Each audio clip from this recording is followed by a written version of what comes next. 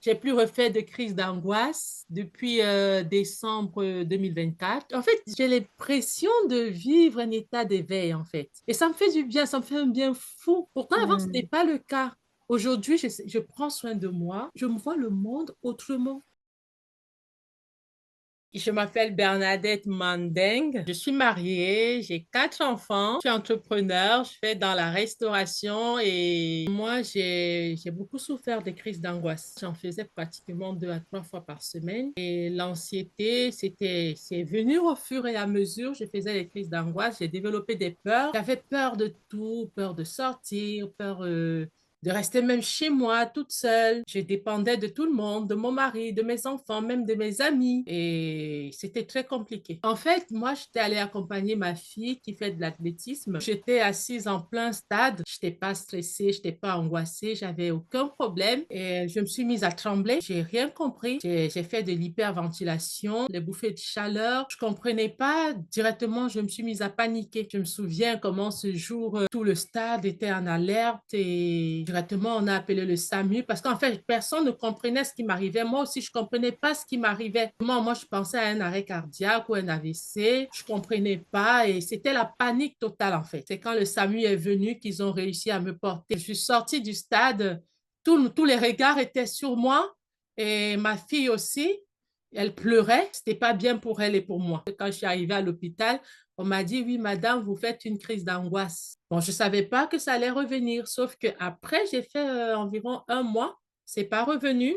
Je me suis dit, tout va bien, jusqu'à ce qu'un jour, j'étais chez moi et là, j'ai refait une grosse crise encore et là, c'était de façon permanente, minimum 3 à 4 fois par semaine. J'allais tellement aux urgences que j'avais déjà honte en fait. Et j'avais l'impression que les médecins ne pouvaient rien pour moi en fait. Donc, j'allais aux urgences au moins 5 à 6 fois par semaine. Dans mon quotidien, ce que je faisais plus, c'est sortir de chez moi. Sortir de chez moi, aller au restaurant, aller accompagner mes enfants à l'école, aller faire des courses. Je n'arrivais plus. J'étais comme paralysée en fait.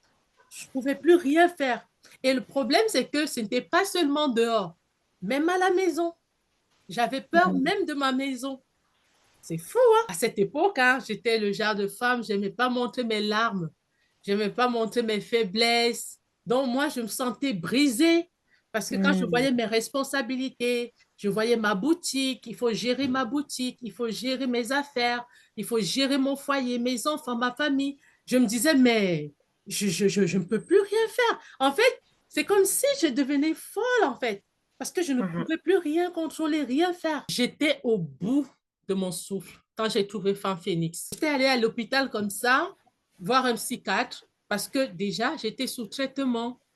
Et quand je suis allée voir le psychiatre, je lui ai posé la question de savoir vraiment est-ce qu'on peut faire quelque chose pour moi. Il m'a dit, à part les médicaments, on ne peut rien d'autre. Du coup, j'étais désespérée et j'ai pris mon téléphone devant le médecin. J'ai tapé comment guérir les crises d'angoisse? Et directement, je suis tombée sur ta photo, Marine. Je ne comprends pas, en fait. Je vois les témoignages, je vois les dames qui pleurent. En fait, le médecin, il parlait devant moi. Je ne comprenais plus, en fait. Tout ce que je voulais, c'est qu'il me donne la lettre de sortie.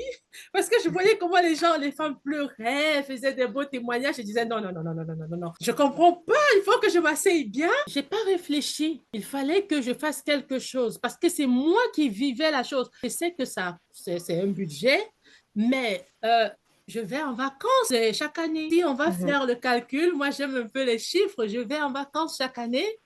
Et ce que je dépense en vacances avec ma famille, pourquoi ne pas dépenser ça pour me soigner? Parce Mhm. que si je ne vais pas bien, je ne pourrai pas prendre soin de ma famille. Les débuts n'ont pas été faciles. Franchement, c'est un parcours de combattant et c'est ça qui fait la beauté de Femme Phoenix. Parce que c'est pas linéaire. La première célébration, c'était le jour où je suis sortie de chez moi. Je suis allée dans un centre commercial, là où j'avais refait ma deuxième crise d'angoisse. C'était dans un centre commercial. Quand je suis repartie, j'ai eu quelques petites sensations, mais je me suis dit, ah, je suis là, je n'ai pas fait de crise. Ça m'a boosté le moral. Et, 2 semaines après que je sois entrée déjà dans le mastermind, 2 semaines après, je suis repartie, je n'ai pas fait de crise et j'ai dit, waouh, ça va aller. Ah, ce qui m'a le plus porté, c'est la bienveillance.